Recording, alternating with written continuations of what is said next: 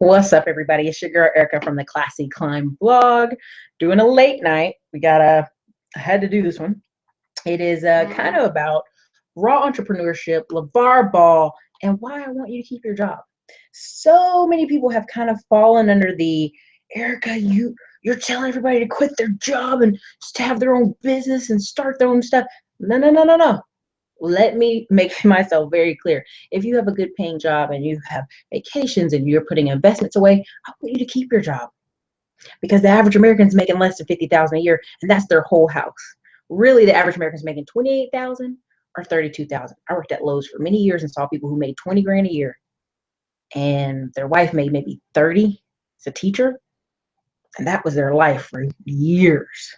So that's one segment of the population. It's a big part of the population, but let's even flip it over to high income earners. You know, I brought you the nice screen share tonight. We're going to be sharing the screen. I'm going to show you some articles. I don't want you to just take my word for it. I want to show it to you. Like, don't take my word for it. The numbers are out there. Okay. And so a lot of times where people say, well, Erica, what's the difference of raw entrepreneurship? I just want to start a business. You know, all these people want to start a business. And if you look at our society traditionally, most people worked for someone else. Even if you go back to 1970s, which is a big heyday for small business and when it started to change, even with all the factory work and all that stuff, you had a lot of independent guys. We had a pharmacy here, a corner store here, and they hired one or two members of their family or one or two people in the community. Like, that was the thing. Before, desegregation, African American entrepreneur business ownership was like huge, because you only had this community to buy your stuff from. You had that community to get your gas, your milk, your food, your everything. That's it. So a lot of people had to be business owners because there weren't big companies to go work for. And so as segregation kind of ended, Jim Crow laws kind of ended, and you could be able to go work anywhere, you see business ownership for African Americans change, right? When you ask me what is raw entrepreneurship, LeVar Ball. And you're going to hate me. You're going to say, oh, man, don't talk about LeVar Ball. But here's why I bring up LeVar Ball and why he's a pillar of what I consider raw entrepreneurship. He's just at home all day in a consistent pattern, training his sons, training neighborhood kids, and coming up with creative ideals all day, all day, all day. Shoes, ideal, t-shirts, ideals, you name it. He's just coming up with ideals. And honestly, he's taken a look at the system and going, why can't my son make money off himself? That doesn't make any sense to me. And there's over 500 families right now fighting with the NCAA over the same issue, right? But they don't have and I'm going to say this, a strong father figure like LeVar Ball who says, hey, son, you can do this, and you can go over to Italy or China and make money. You don't have to play for the LA Lakers. You don't have to play for these other teams. You can go anywhere. You can take your skills anywhere, right? So it's one of those things where I tell people, don't be limited. Do not be limited.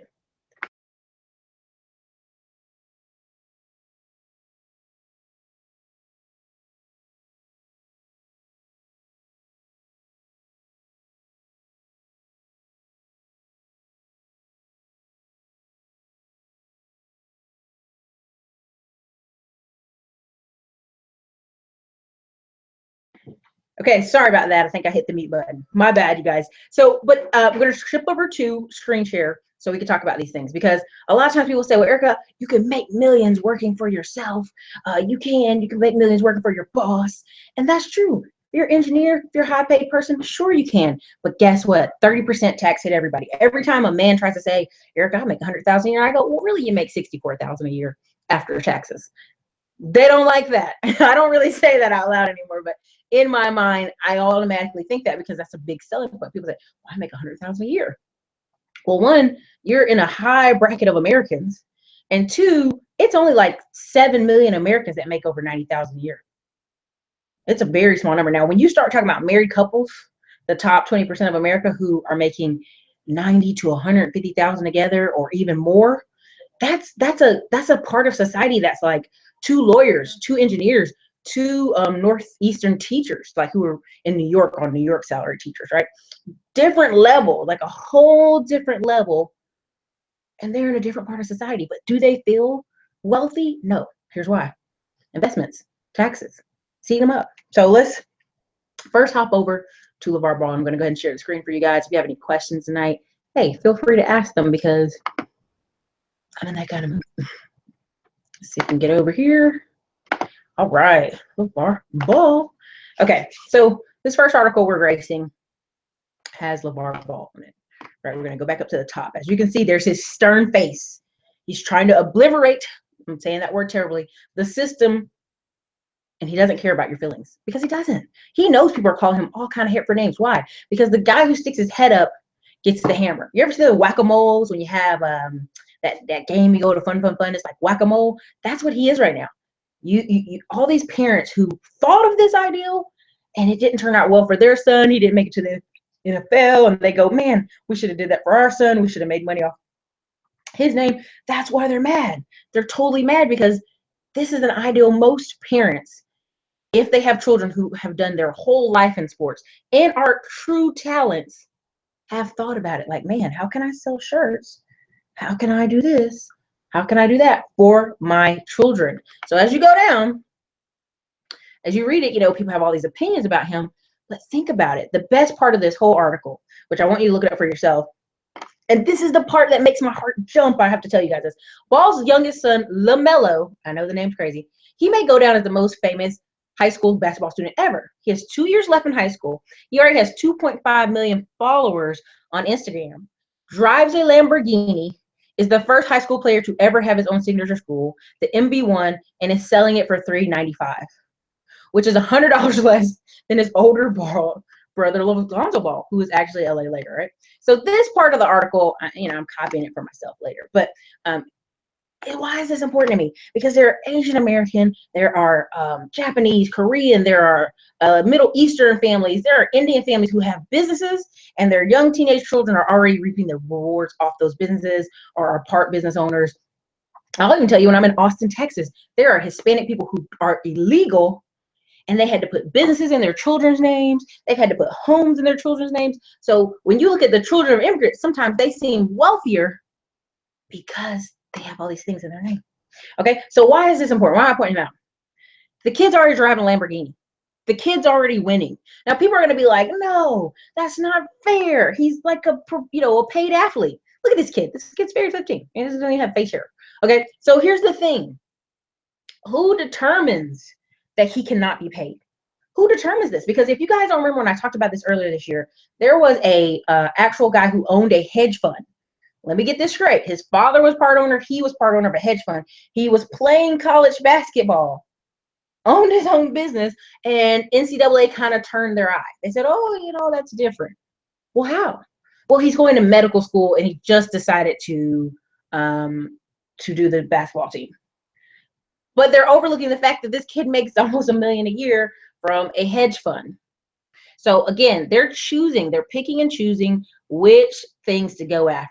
And so that's why I really want to go after that first. But let's go ahead and jump on to America's high earning poor people, right? So, hey, Nico, Prince, Peace Queen, Cherry, no sound. Yeah, I fixed it. Desiree, hello, everybody. Urban, be safe down there in Miami. You better be boarding that house up. Okay. All right. So down here, and it talks about America's full of high income poor people. Now, what makes someone poor? And if you've watched this channel, what makes them poor, right? What makes them poor?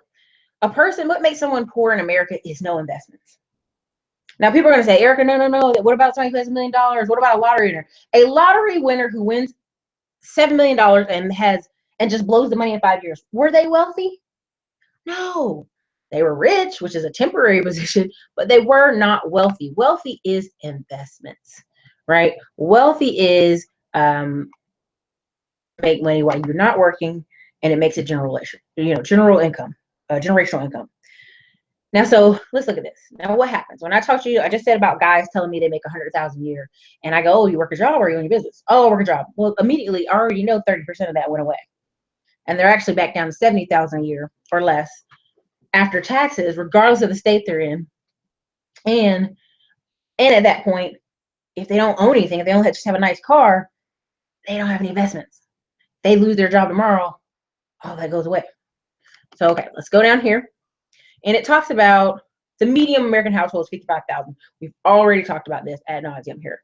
And in order to put you in the middle class section, it would be you'd have to have $80,000 in actual actual wealth, actual opportunity, actual investments, right? So when people say that, that's where I share that, and that's where I want you guys to see it so bad. Let me know if you guys can hear me. Just let me know if you can hear me. You can see the screen. Sorry about that. Okay. So anyway. All right. So if you go down, let's say you go down a little bit more. Now you'll see where it says age 40 to 55. Now why is that important? By the time you're 40 to 55, you should have, and I'm not saying you should, but this is America, home ownership, a house, a car, side business, or retirement accounts. By the time you're 40, and I showed you guys on the previous videos, the average person who starts their business is 44 to 48 years old. Why are they those ages? Because that's when you have skill, that's when you have money set aside, that's when you're able to do things. Only 25% of all these entrepreneurs you see on TV and Instagram and Facebook are millennials, okay? So don't get it twisted. It's usually older. So as you see right here, financial assets holding by household income. So you see people who make 50 to 75,000 a year. It's kind of stayed relatively 20%. That's probably the money they're putting in their 401k and being matched by their boss. 10% of their check, and then he's matching 10%, right?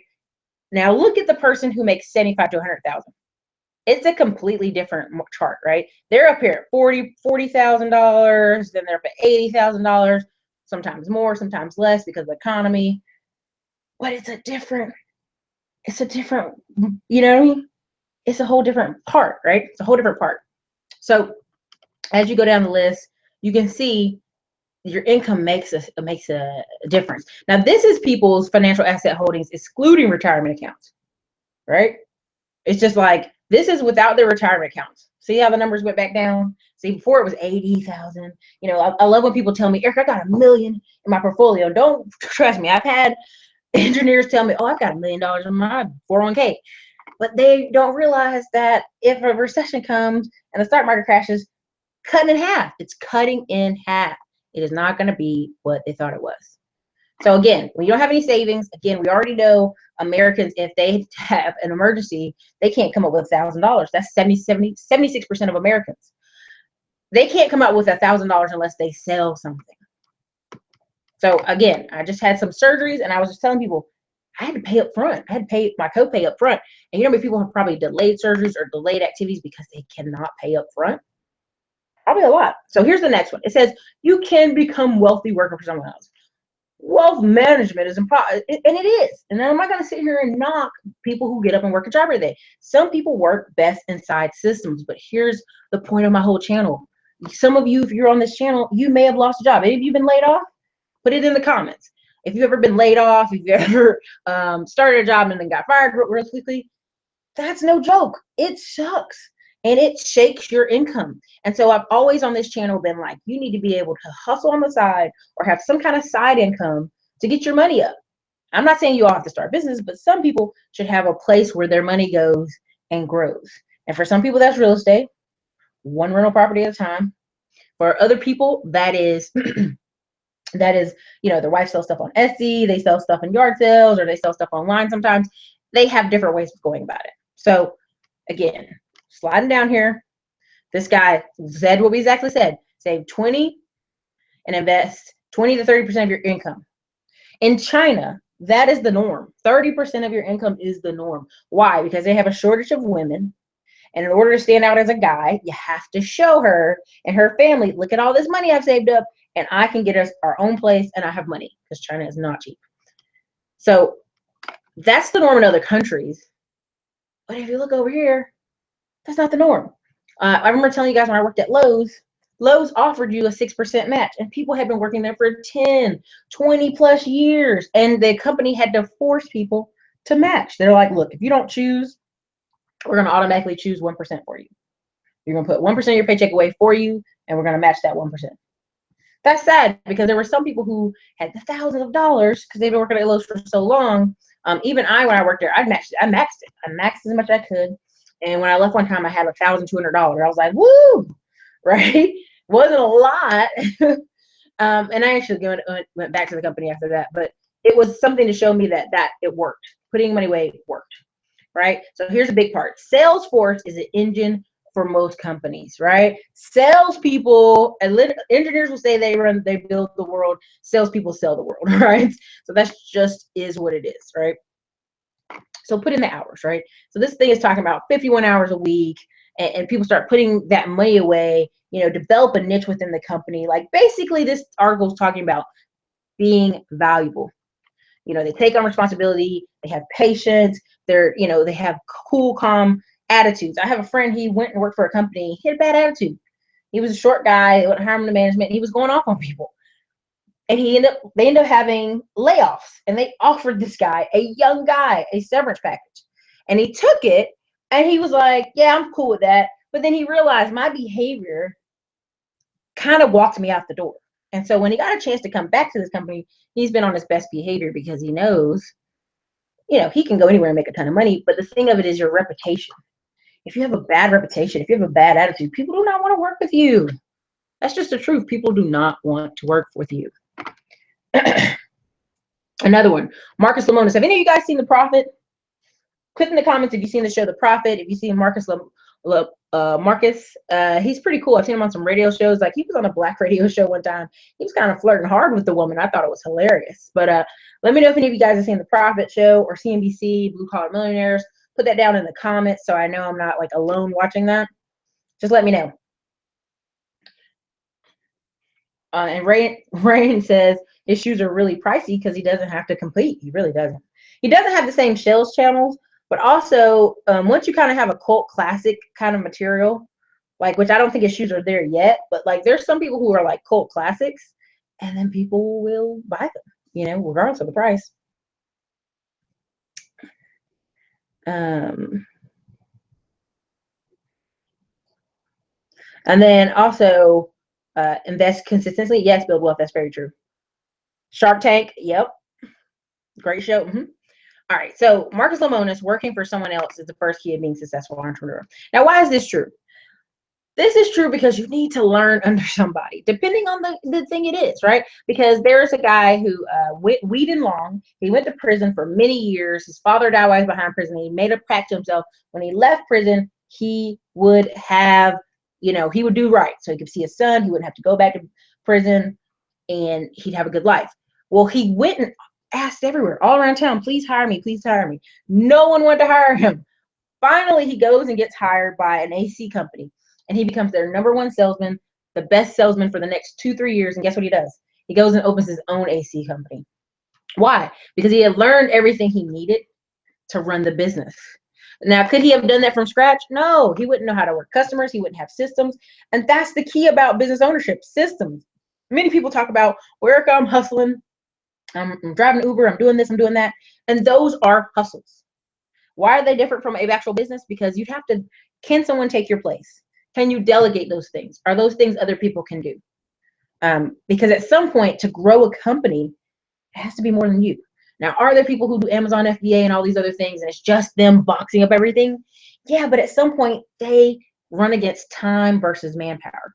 I have countless stories of people paying for consults with me, talking to me, and guess what happened? They were on eBay, they went on vacation, came back, and they knocked off some points. So eBay took some, stuff from them. And it's like, yeah, because you didn't build a business, you built a hustle. And so while you were out of town, there was nobody to ship your stuff for you. And you lost your high seller position. So that's what happens to a lot of people. So again, this thing is, I love when he says, if you're coming out of college and you want to be an entrepreneur, go work for somebody. There are a lot of people who are in smaller companies. Like I told you guys about my friend who he knocked 10,000 doors in Dallas. He knew the vice president and the president of the company. It was a small company. Now, eventually they sold out to someone else, and that's when he left the company. But he could actually have one-on-one conversations with the vice president and their families and talk about that. This again is like, Mark Lemonis talks about, entrepreneurship is in vogue, but it's not as glamorous as it seems. The people don't really understand that when they have a job, they kind of come in, they clock out, they're out of there, their mind shuts off. Half the time they're not focused. A person who this is their bread and butter, first, they're concerned about making sure you get paid. 2, they're making sure they get paid. 3, they're making sure the doors stay open. And people really don't understand that. There's a lot of times when cash flow is short. And that's why I always talk about business lines of credit on the show, because I want you to understand that you need those things. You need those things, period. Okay, so here's another one. This guy, as a Business Insider, he talks about, I spent 5 years studying Millionaires, and yes, you can become rich working for someone else. Listen, I'm gonna give y'all a prime example. Anybody know Grant Cardone? Please put in the comments if you know who Grant Cardone is. And so I'm not like talking about someone that it doesn't give a good reference point. So Grant Cardone on his show, he has all these people rotating in and out. Young people coming out of college, they want to be in sales. You teach them how to do sales, but he's a hard guy to work for. And here comes this guy, Jared, who goes from Austin, Texas to LA, doesn't get paid a lot. Grant didn't pay him a lot. Like, you had to make sales. You had to work your butt off and make sales. So he's like sleeping on couches at people's friends in California. Grant decides California is crazy, moves his business to Florida. This guy says, you know what? I'm going to move with him. Moves to Florida. And now Jared not only has his own, show on the network, he also is literally the vice president of their sales department.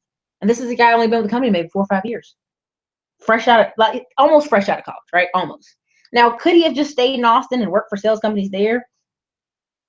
Just amazing, right? Just fun times for sure, dude. But that's the difference. You can make millions working for someone else. But even Jared, when he started making more money, what did he do? He invested with Grant's apartments, right? He put money in there. And that's the difference. People don't understand that. Like, when I talk about business ownership, I'm talking about for those who go to work and they're about to just die. Okay. And sometimes I would feel like that. I feel like I'm smarter than the people here. Why is this person over me? They can't even tie their shoe and breathe at the same time. It's one of those things where you're like, you have it or you don't. My sister's kind of had her own business since she was 19, hair salon wise, doing hair, hair braiders, however you want to say it, and had girls work for her and sometimes had girls not work for her. Right. That's a skill. She has a skill. And when you have a skill, you can dictate how much you work, how less you work. If you want to have an office or you want to work from other places, that's the difference. That's what Jared and some of these people have. They have skills. And so those people can go for business for themselves or on the side whenever they want.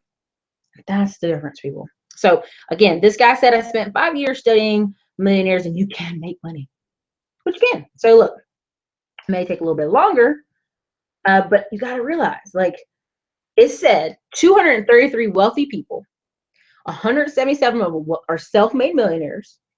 They grossed at least 160 annual gross income a year and had 3.2 million in net assets. Now let's go ahead and dissect this thing a little bit. And out of that group, 39% were self-made millionaires, right? So here's the deal. Let's be really honest.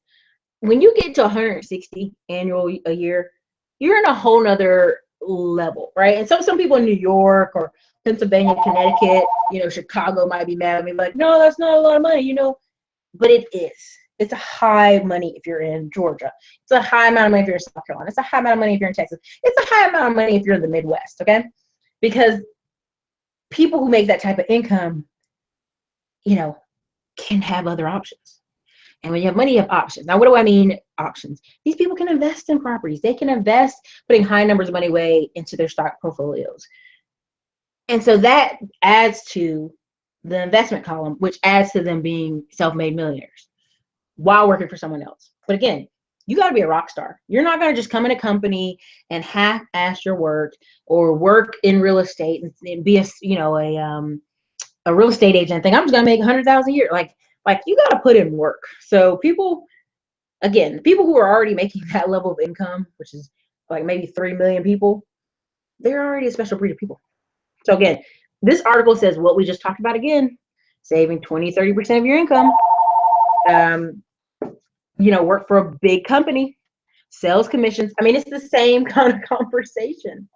I mean, there's many paths to wealth, but again, how many times do you hear this? How many times do you hear this? Over and over, saving 20-30% of your income. Now, people got to realize when we talk about saving 20-30% of your income, 30% is already taken away via taxes. So you have to make a little bit more for it to go away. Now, here's the thing I like saying to people. If you save $27 a day, by September 7th of next year, you'll have $10,000. Or maybe you'll say $27 a day. Yeah, $27 a day. And it'll be off by a few pennies, but $27 a day, September 7th of next year, you'll have $10,000. And people say, well, how? 9 times out of 10, people say, Eric, I want to buy a house. I want to buy this. I want to invest. I just have no money. I just have no money. And I go, well, can you save $27 a day? Can you save 20? Can you put 20 in your Stash app, your Digit app, your Acorns app every single day for a year? So it's one of those things. Again, you can find the money. Just about, you have to tell your money where to go. But again, the more income you make, the easier it is for you to have this conversation of putting money away. I remember telling you guys when I used to work at Papa John's and everybody in there owned their own house. And I said, well, how is this possible? And a guy who lost his job, now listen to this, a guy who lost, not 7 days, a year, 365 days. So today is September 6th, Urban. And by September 7th of next year, to 2018, if you save $27 a day, 27 every day, $27 a day, you'd have $10,000. So, okay, just clearing that up. But the guy at Papa John's, a guy had lost his job as a mortgage loan originator. And he was making $80,000, $90,000 a year. In Texas, they're making loans left and right, okay? But he was working at Papa John's. And every guy there was like, well, how do you do this? How do you do that? And he literally sat down and gave them all game, like start documenting all your income for a year or documenting it for a couple months so that the bank can see it. Start putting more of your tips in your bank so the bank knows you actually make money. And then check your credit and then go get pre-approved for a house. Many of these guys did that. Same thing when I started putting money away in bank certificates. That's the same way I did it. Just little by little, chip by chip, and looked up a year later, had something to work with. It's one of those things. Excuse me, take a little sip. Again, these articles say a lot of the same things. Live below your means, invest wisely.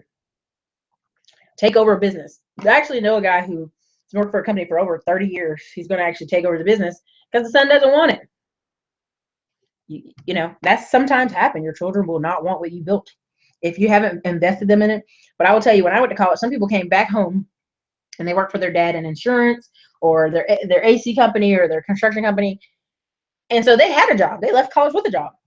Different level, different life than if your kids come home and, Dad, I'm applying everywhere. Can't seem to get anything. It's a different conversation.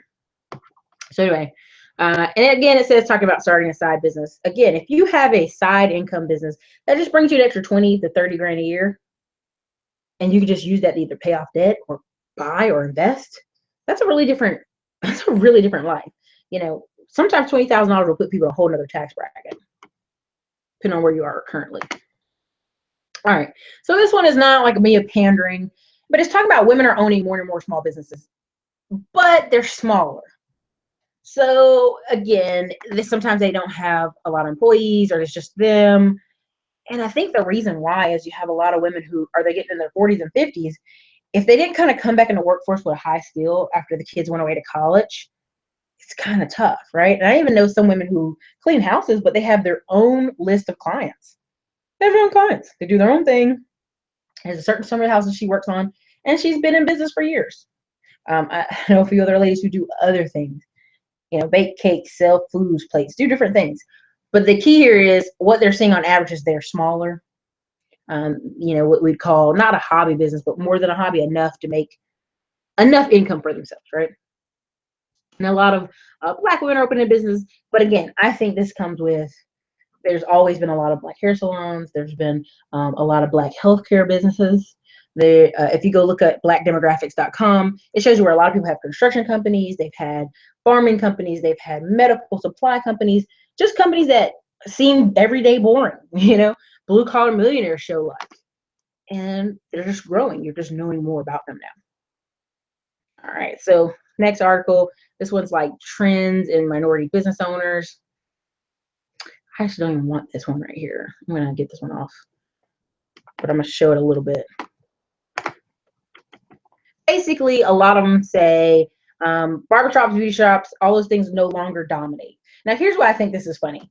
There's actually some people in Greenville, where I went to school, East Carolina, They went to the bank and said they wanted a barber shop. So the bank gave him the $25,000 for the barbershop. Yes, they did start the barbershop, rented out all the booths, but then he went and did his construction company. Then the other guy went and did the real estate flips. Now, why was that? Because they knew the bank probably wasn't going to lend to them based off who they were, their credit, or other factors. So I think when we see a lot of people, personal service businesses kind of went downhill because some of those people are retired, they're not doing hair anymore, and this other stuff is taking over. Business services, repair services, finance, insurance, real estate, wholesale, utility, manufacturing, construction. How big construction is? Construction's pretty much stayed the same, 16% of the Black businesses. These are just examples. Now, I'm not going to just, segregate it to just minority businesses, but it's just something for you guys to look at. I want you guys to look at the data. I don't want to just tell you something or tell you stories on my channel and you go, Erica, I don't know what you're talking about, Erica. I don't know what you're talking about. Where's the proof? Where's the proof in the pudding? So here's another one. Again, fastest growing minority women and stuff like that. But I look at some of these and I go, I honestly go, a lot of these people either got fired, either I've worked at apartment complexes where I felt the environment was racist. I felt that they were rude, and I could work better independently. So what do you say, Cherry? There are too many barbershops and beauty salons in various areas, which have them competing with each other. Yeah, that's very true. But here's the thing. I think a lot of those guys, if I'm honest, I think a lot of those guys are doing that as their main thing, like to kind of for the banks and paperwork, but they really do other things. Like there's just too many guys I've met who are like, I really want to own a food place. I really want to go own some more real estate. I really want to go do this. But if they can show on paper, oh, look, I've been a barbershop owner for 2-3 years. And then they own a car dealership, or then they own a tire shop, or then they own other rentals. Was it really ever about the barbershop? Not necessarily. But it is a good entry level job for some people who coming out of prison, don't have high skills, kind of don't know what they want to do yet. I've met barbers who, yeah, I'm going back to school. I'm like, oh, well, how long gonna be a barber? Just on the weekends. So some of that is coming from that too. And I think honestly, what you see, you become. Because I was growing up and my first job was at my cousin's dollar store, I knew I could own my own business. When I started moving to different cities as a military kid, I told my mom the other day, like every time we moved, I found new jobs that I've never heard of in my life. And what do you think of these kids who are not getting exposed to different types of jobs?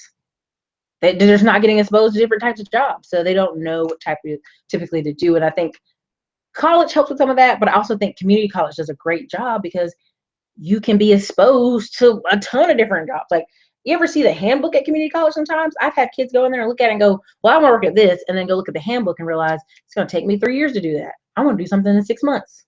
And they pick something else. So I just think it's very, very, very important. We'll look at some of the stuff you guys are saying here. Sorry. Let me see. Alvin, late night hustle. Love it. Thanks. Irvin Thomas, blue collar billionaire, American greed. Yes. Autos from Alvin. What? Jobs are great. Just don't count on them long term. Use the job to develop several lines of income. Erica does a phenomenal job with finding small passive income means. Oh, yeah. I mean, I'm a big believer in chunks of the pie, but just little chunks of the pie till you get bigger chunks of the pie. And that to me is why I just working at office drives me cuckoo.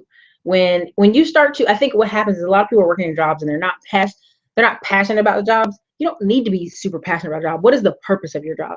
If you're a teacher, your purpose is to educate children. Don't tell me about your passion. Your purpose is to educate children. If you are in insurance and you're so mad, you're like, people aren't buying insurance like they should. What is your purpose? Your purpose is to make sure these people in hard times don't have the rug pulled out from under them. When hurricanes like this come, that's why you're insurance. So you can help people get their lives back together. So I'm big on, purpose more than passion. And I know that upsets people. I think if everybody turned all their passions into careers, sometimes your passion won't support you. If you like surfing on surfboards, being a surf instructor may not pay you all the money you need. Things like that. But read some more. Irvin Thomas. Yes, I've been following him for, winning killer value. Thank you, Tim. LTZ, I guess that's what that says. Invest until you have passive income that is 3 times the amount of what you can earn, then quit if you choose to. Yeah, I mean, I think if you start looking at work as a purpose instead of like, I'm not passionate about this work, And Boyce Watkins says a thing that I think is funny. It's called FU money. I think that's very important to have too. You ever been at a workplace where something went down, it wasn't appropriate, or people were rude to you, but you can't leave because you have bills to pay? You're like, I got bills to pay. I've seen people many times at places, I'm a quitter. I can't believe they're talking to me like this. And then 10 minutes later, they've calmed down because they've thought about all the bills they've had to pay. You live a whole different life when you don't have car payments. You live a whole different life when you live within your means. So, okay, let's see here. Tim Fazer, true and true. Tim Fazer, I'm sorry. One local barber is now branding himself, selling his beard oils and hair oils out of his new shop. Yeah. Oh, yeah. That is exactly, I mean, that's the thing. The whole natural hair movement. A lot of, it had an article about this lady saying people don't want perms anymore. They don't want this anymore. Well, honey, what would you do? As a hairstylist, you just start developing into, like, eyebrows and lashes and makeup on the face and natural hairstyles. That's your job now. Like, you start going with somewhat of with the trend. Now, will there be people that come back and do perms? Yeah, we've seen that. We've seen lots of women go back and just get perms. And so some of those barbershops and hair salons, this is a phase, but make money off of it. I mean, there's $1 trillion being made in the hair industry. So when I see barbers complain about not making money, I'm like, you could have made a hair product. You could have sold some kind of Vaseline. You could sell some kind of face cream after you clean the guy's faces, put the face cream on them. Yeah, all kind of stuff. So true. I don't know how to say your first part of your name. That's what I want to do, Erica. Working on the FU money. Yeah, I mean, seriously, you have to. So this article right here, back into why even high income earners are not far from edges of poverty. It already shows you 67% of people who are high income earners, they ain't got no money saved up. None. No money. They're in the hole. There's a video on YouTube where people are pissed because the guy's a book writer and he lives in, like, the Hamptons. Not the Hamptons where all the rich are, but on the townies. You ever been to a town, and somewhat of a wealthy town, but there's people who live there all year long and they're not as wealthy? It's that, right? He's one of those townies, and he was complaining that I don't make a lot of money. I'm suffering. And he's like, but you chose to be a writer. You chose to live in the Hamptons. You've chosen this life. So again, just because someone's making 100,000 or they live in the Hamptons do not mean they are not poor. They're eating in every day. Keeping up with the Joneses. This article talks about easy credit. Oh my God, listen. There's a video Glenda Cameron did earlier about credit. And I've been saying it for years, but people think I'm making it up, or because there's ways to separate your business credit from your personal credit. Unless you have a business that's doing taxes and reporting on taxes, is making 50 to 100,000 a year separate from your personal, and you got bank deposits on bank deposits. Banks are not handing you 100,000 out the gate. They're just not. Now, even with my clients I work with, most of them work really well paying jobs and they have good credit. So when they go to the bank and if they ask for a personal guarantee on that first time around, yeah, they can get $50,000, $60,000, $70,000 because they have the ability to pay. So here in this, it talks about six-figure earners. Used to be easy for them to get credit, like lots of credit cards, but now they're being cut back from credit cards, so they're not feeling as rich. They talked about ski resorts in the United States, like, went down the past couple of years for snowboarding and having people come out. Well, this past year, it went back up. Why? Credit card usage. I mean, like, a lot of these people are using credit cards. Utah and Colorado are kind of like locked down the ski resort money. But again, this one says no real budget. Here's the thing, and time poor. Good thing I like to say about this. I put up an audio on SoundCloud earlier. I don't like budgets myself, but I love tracking. P&L. Now, P&L is profit and loss for the day. And I don't live super crazy. I usually have a coffee and a lunch outside the house, and then I come home and do work, right? I work on people's credit repair, work on people's, I write books, I do different stuff. The key here is I rather lightly track. Like, I know at all times what's kind of in the accounts and lightly track. I know at least 20% is going away to Acorn and Digidapps. I already know that off the back is going away. I also use Robinhood app, and whenever I look at my accounts and there's extra money, I'm like, what is this extra money from? I try to put it over there in Robinhood app, put it into 6 different stocks I'm focusing on right now. And these people, what's happening is they don't know where their money's at. There's one article, I didn't show it here tonight, but this woman printed off her bank statement and she spent $1,900 eating out. $1,900 eating out. Let me hear that again. One of the women in the articles I didn't choose tonight printed out her bank statement, because you know all the banks got you on the paper list because they want to save money sending mailing all these papers to people. But also you spend 30% more when you use your debit card. So these people, so she printed out her bank statement from her online and she saw where she ate $1,900 with her girlfriends. I'm in a couple credit repair groups, and there's been other women who say, oh, I've saved $400 now moving to my house. Well, the next month she went out and ate $400 of going out. So what did she really save? She didn't save anything. Like every month she should be taking that $400 and putting it away. And that's why I believe in automation. And that's why I don't be fooled if somebody's like, I make $100,000 a year. That does not automatically mean they're wealthy. If they're not investing any of it, it's nothing.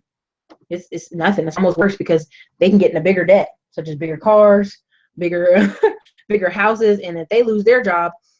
And when I live in Austin, here's the crazy part. There'll be people saying, I lost my job, I gotta move to California or somewhere else.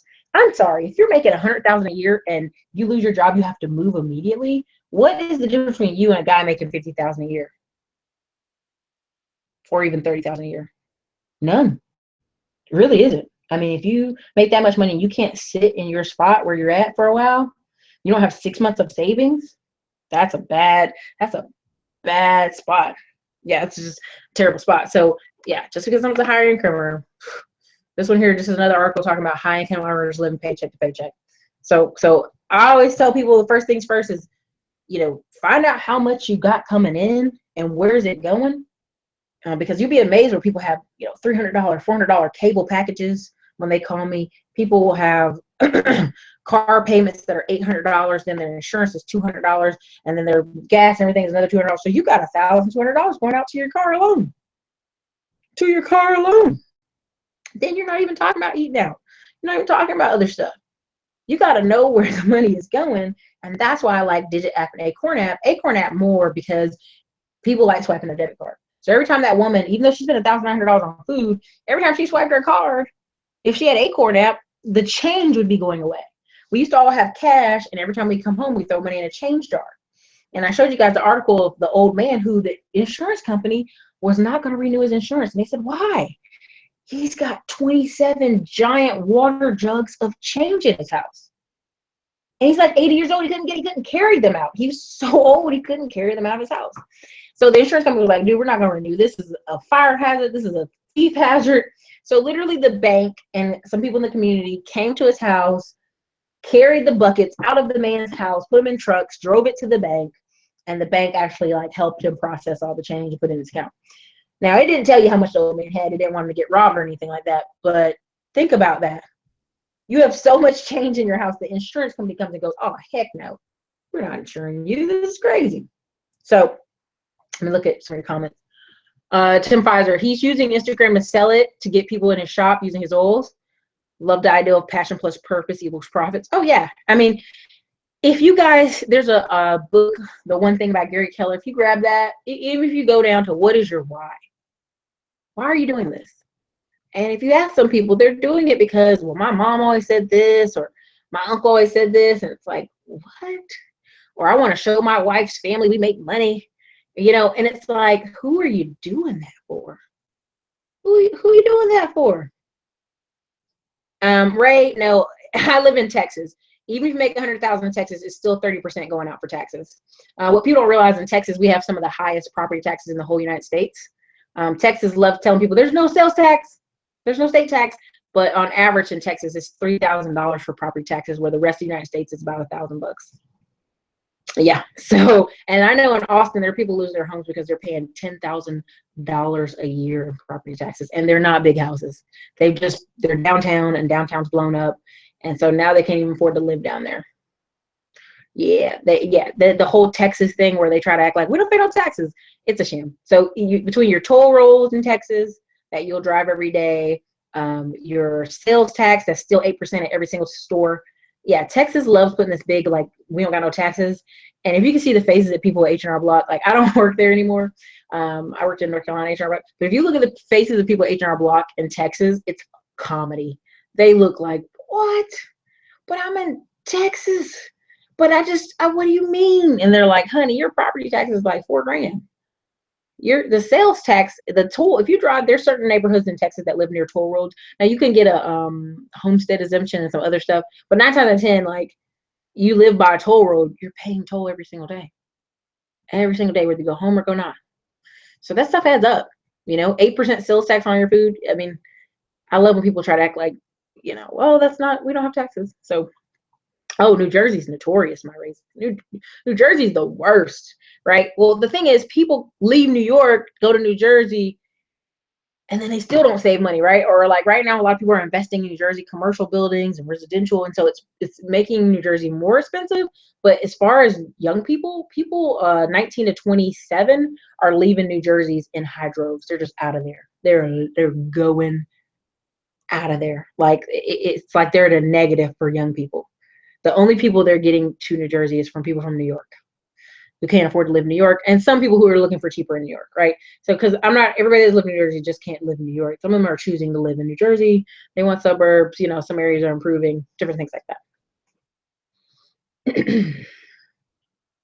And Ray, where he says 100,000 years, depends on which state you live in. California, whoo, Nevada, Florida, Texas. Like right now, North Carolina, I went and looked at a 2-bedroom in Raleigh for a friend, and it was literally like $800.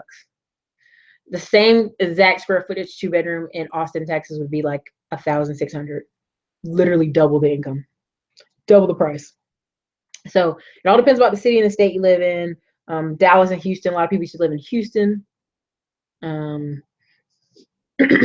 Another thing, oh yeah, well, I mean, while we're on it, I'll do a little rant. I'm trying to stay off the rants, and stay focused on our topic. But states are making bank, Joshua Hill. You are right, because here's the funny thing. In Texas, the toll road in Austin is not even owned by them anymore. It's owned by a Korean company. And when they put the name on there, the Korean company, the people S the brick almost. Texans were enraged. They're protesting. How dare these Koreans own this toll road? My taxes paid for this toll road. But now, because Texas had a crunch, they sold the toll road, and they sold a bunch of them. This is happening all over the United States. So this Korean company owns a toll road, and because people are so upset, they took the name off the toll road and recalled it, this toll road. They gave it a very bland Texas name. But you can go to the website and actually become an investor. And so when I started telling people like, man, these Texas tolls are so crazy, I'm like, well, why don't you just invest in them? They looked at me like I had cut them in the neck. I'm like, yeah, dude. They're like, no, that's our property tax. I said, no, honey. Your taxes already one-time paid for the toll road. Now they're just making money off y'all. So it drives people crazy, but it drives me crazy too, because I think they don't realize you're being taxed more than once. Miss Nika Baby and Cali B2000. Oh yeah, I have a friend in San Bernardino. He's like, I need a roommate, and the cost was like 1,000 some change. I'm like, are you kidding me? Like, what kind of place are you living in? A palace? But anyway, yeah. So Florida gets a lot of good props for tax reasons. A lot of older people, but at the end of the day, like right now, we have tons of people moving to North Carolina. We have a new North Carolina boom, and Raleigh and Charlotte have like millions of new people who've moved there, and they come and they buy a house on an acre of land. It's 4 bedrooms, 3 bathrooms. It's like 175,000, and they're like, this is like a highway robbery. It's like we robbed somebody. so it's super funny to see their faces, where people who are local are like, man, you used to be able to pay $50,000 for a house. So it's good comedy. It's just good I think it's really good for people to move around and fly and see other cities, because I feel like if you stay in your same city, same town your whole life, you will miss job opportunities. You will miss all kinds of stuff.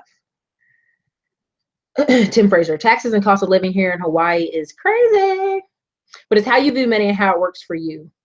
Love that acorn. Loved about it from this page a few months back. It's going good. I got my Tim. Here's the thing. Hawaii is beautiful. Our family our mom was in the military 26 years. Our dad 10 years. We lived in Alaska. My dad, once they got separated, he stayed there for the rest of his life. There's some beautiful places that just aren't cheap. But here's the thing: you get accustomed. There's some people who live in California who would refuse to live anywhere else. Right? They live by the beach. They love it. They're willing to pay the amount. But here's what goes hand in hand with that: high income jobs, skills. Like, we're talking about high income earners on this thing and how they're still living it paycheck to paycheck. That's because of where they're living. And depending on where you live, you might have a better place to go. So, and a lot of people say, well, I'm middle class. Like, so many people respond, well, I'm middle class. And I go, honestly, if you're not making 75,000 a year, you're not middle class. And that sounds horrible. People think that's, they're like, well, I live in South Carolina and 50,000 get you this and get you that. Yeah, it gets you in a house. It'll get you all these things. But for real though, I mean, they got people saying if you make 35,000, you're middle class. That's just not true. 35,000, that's $2,400 a month after taxes sometimes. 2,800 maybe, but it depends on, taxes. That's just not middle class. And so we have to really talk about that. But and another thing, but this article is talking about getting by as middle class, and they really honestly put middle class as 50,000 to 200,000, which I think is better, right? It's more accurate because if you have a husband and wife and they're both making 50, great. If you have a husband and wife both make 60, 70, 80, you know what I mean? Like, it gets you up there. It's a truer number. Yeah, that is good, Tim. 1,000 in 5 months is really good, especially living in Hawaii. I have Acorns app too. I have 3 co-workers. My co-workers sign up, free $15. There you go. Listen, you got each one teach one. On my Facebook page, I put the Acorn and the Robin apps up there for you guys. It's good. So John Horse, here's another one. We have one for the night, y'all. Here we go. We have a crybaby. We have one who's like, show me all your stuff. Now, you guys know on this channel, I had gotten my identity stolen in Texas, which is why if I show anything, I block it out. If you're on my Facebook page, you've seen my Robinhood app, you've seen different accounts, you've seen my 2 businesses, you've actually seen my painting company. If you are on Instagram or any of those things, you've actually seen me at work sites. You've actually seen me with different receipts in my hand. John Horse, get off of here. Go have a good life. I love when people try to tell you that. When I sit here and tell you about our family for 25 years and invest in real estate, I want you to show me your bank accounts so I can rob your identity. Good, John. Have a great night. Just go have a great night somewhere else. Okay, anyway, my raisins 1. I have an apartment in Brooklyn. The 3 roommates are paying $800 each. That is considered a reasonable apartment. Wow. Raisin 1, ask Donald Trump to show his taxes. Exactly. He's just trolling. And this is why you have, and people don't talk about this, there's a bunch of YouTubers getting their identity stolen. But they're getting credit repair and getting things done because they had their identity stolen. They're showing way too much information online. They're sitting there showing you your bank accounts without blurring things and having to change accounts. I don't have time for people asking that crap. I'm like, you can Google me, okay? Google my business names. You can Google my state I live in. You can Google my addresses. Don't be retarded. Like, have some sense to yourself. So anyway, my reasons 1, they need to earn 100K to afford the apartment.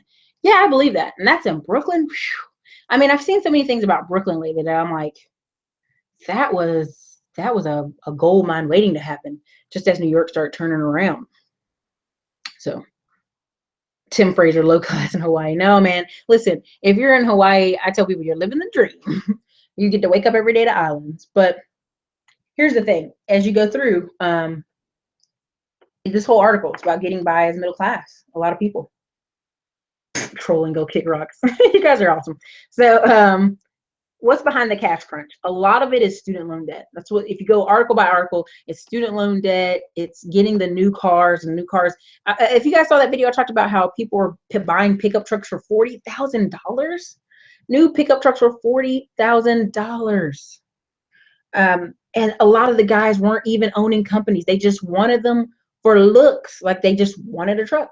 And I've seen this in Austin. We've had guys at church where like, hey man, can you come over and help me move this? Oh man, I don't move anything in my truck. I don't lift anything. Well, why did you buy a truck? If you're never going to lift anything, you bought it for looks, to be an urban cowboy? That's crazy talk, right? So go down here. Again, the bottom line, the data shows paycheck to paycheck lifestyle isn't exclusive to lower income earners. High salary may not stretch as much of those. But again, it just gives you a solution again, investing in stocks, hourly stocks, or whatever. Yeah, thank you, Tim Fraser. I mean, the thing of it is, when I first got on YouTube, I did that. I would show accounts, I'd show screen snatches, and I looked up and I had credit flag alerts everywhere. I was like, this is crazy. So I'm not going to risk it. I only do it if I have things blurred out. And so that would take me time to go on here, screenshot it, and then work, fix on blurring it. I'm not doing all that. Like, get out of here, troll. Go Google me. Go Google North Carolina State of Secretary. Go Google Texas State of Secretary if you want to look at my businesses. Good luck. Do what you got to do. Tim Fraser, that's the mindset that keeps people down. Well, people view that have they add to others. Yeah, I mean, just the truth. The only thing we can do is add to others. And I always say, if you have one person in your family that's doing really well, let's say you have one person in your family who's a millionaire, and they help send other kids to school, they help you start businesses in that family, help you get cars on your crunch. Imagine if we had a lot more people who had that extra income or knew where to invest their income, so they could be that aunt or uncle who helps. I don't know if you guys know Lisa Phillips. She does 30K investing in houses in 30K.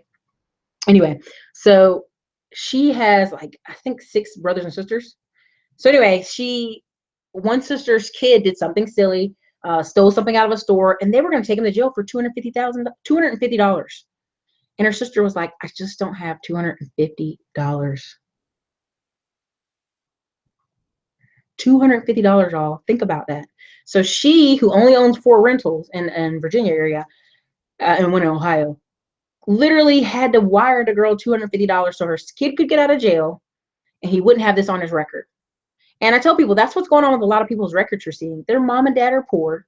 They didn't have $200 to get them out for something that would be a fine for other people. They're going to jail for fines, stuff that would be fines. And so that's why I do this. That's why I talk about this, because it's so important. I think people, if you just started saving $20 here and there in the Acorn apps and different things, like, Tim, if there was an emergency happen, now you have $1,000. If you needed to like cash out and help, you have that money put aside. And so a lot of Americans don't have that. Even when I talk about 76% of Americans don't have $1,000 if emergency happens, they have to start selling things. Let's break $1,000 down. That's saving $80 a month for a year. And Americans don't have that. So what's happening? You know, that's why I talk about bank certificates. That's why I talk about Robinhood app and putting it away. Because if you don't, $1,000 could wreck your life. It shows articles where people had, you ever heard of Aflac insurance? I know you guys probably have, but Aflac insurance is really supplemental and it's an addition. And people think, well, that's not necessary. I don't need it. It has different policies though. And people will get in car accidents and they feel horrible. And they think they can go back to work in 2 weeks and their back's jacked up, their neck's jacked up, they're hurting. You cannot go back to just bounce back and go back to work right after a car accident. I've seen people with neck braces on and stuff going to work. I'm like, are you serious?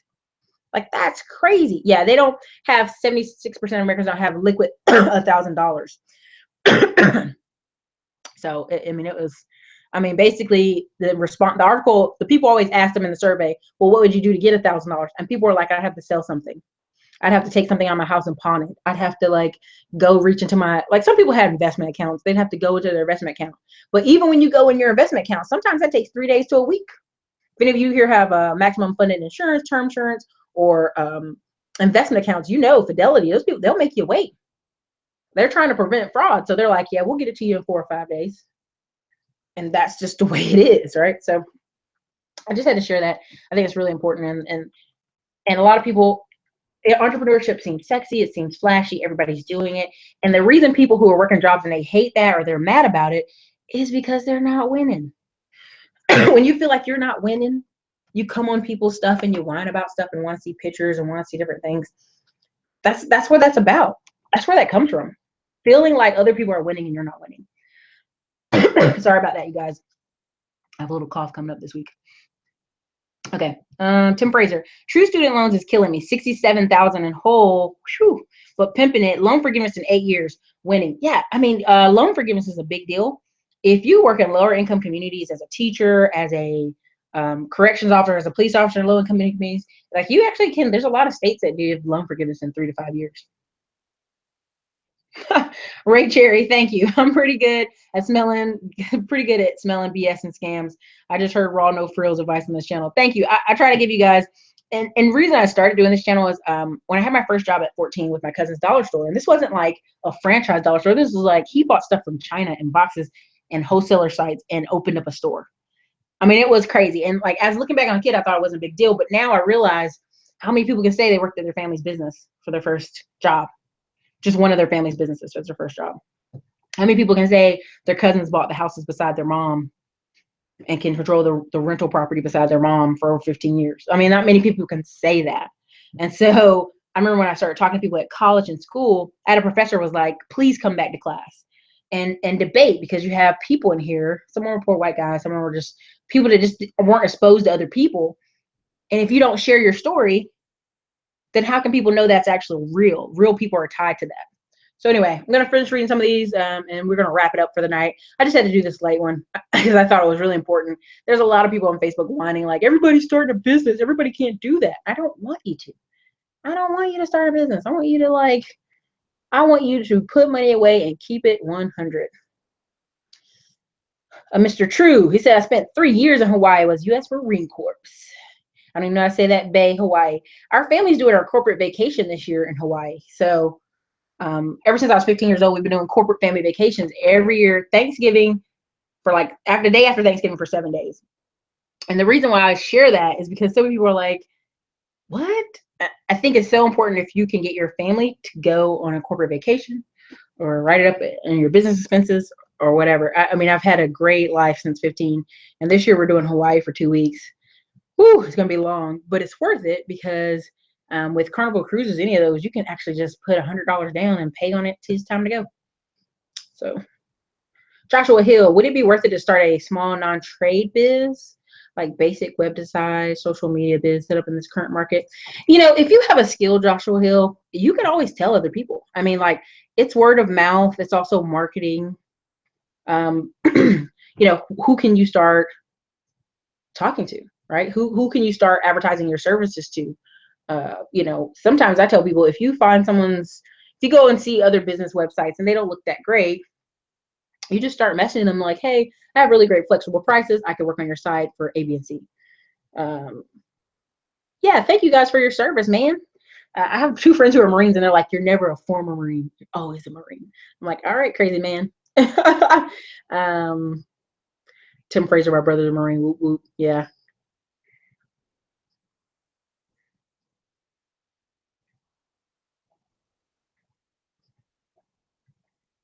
Okay, let me see. D Bloke, a lot of people trying to start a business, but most of the time they're gambling, thinking it's a business. Yes, D Bloke, perfect.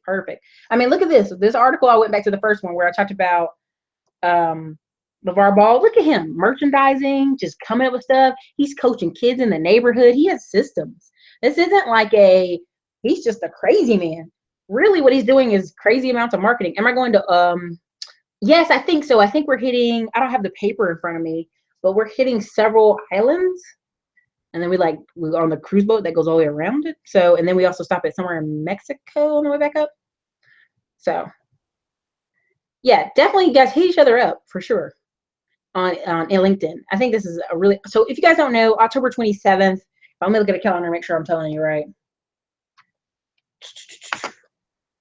October 27th. Yep, it's a Friday. It's like 6:30 to 8:30.